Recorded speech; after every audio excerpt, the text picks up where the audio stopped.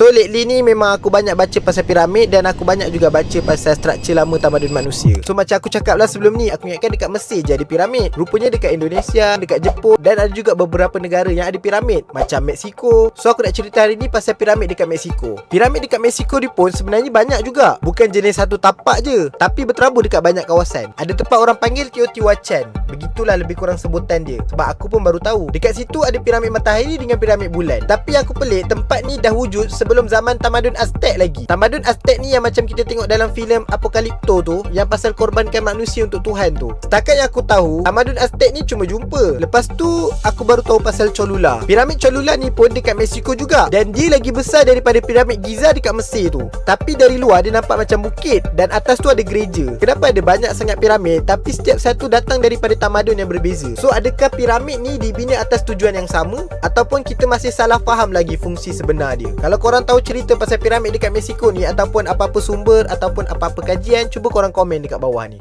Aku nak tahu juga. Ya.